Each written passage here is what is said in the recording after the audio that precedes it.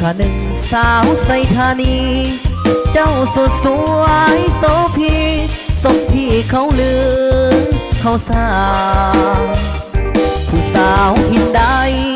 ใกล้ๆขนานนามายังพายเพการดาเนื้อคำเขาเอ่ยก้าวขานสาวใส่น้ำอายบ่ลืมว่าจา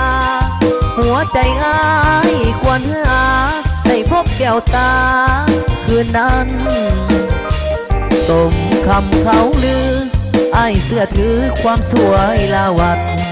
ทั้งหูผางผิวพรรณหอยยิ้มก็หวานสาวหานเหมือนเทอาชีพทำนาหาป่าอยู่ตามสายทางว่าจาน้องอ่อนหวานให้ฟังสถานดวงเดชยิ้มงามสักสวนแก่มวลผู้คนมาเวอยู่ทางหางเรือนเพงามจริงเทสาวใส่ธานีเมื่อยามจะด่าอายอะไรเรือนเพหากว่าน้องบ่เปลี่ยนแปลงจะบอกพ่อแม่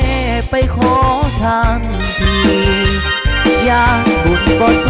มหลงคาลมสาวใส่ธานีได้แฟนสวยน้ำใจดี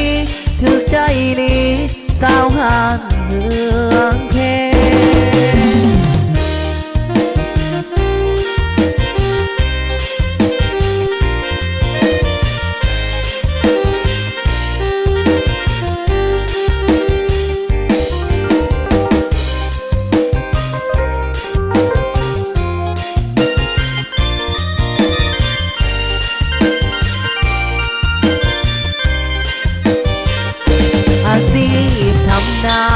หาป่าอยู่ตามสายทางว่าจาน้องอ่อนหวานให้ฟังสถานดวงเดชยิ้มงามสักสวนแก่มวลผู้คนมาเวอยู่ทางงานเรือนเพงามจริงเทสาวใส่ธานีเมื่อยามจะจากอายอะไรเรือนเพ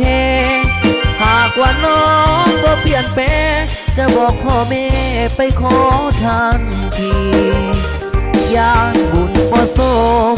หลงคาลมสาวใส่ธานีได้แฟนสวยน้ำใจดีถือใจลีสาวหานเมื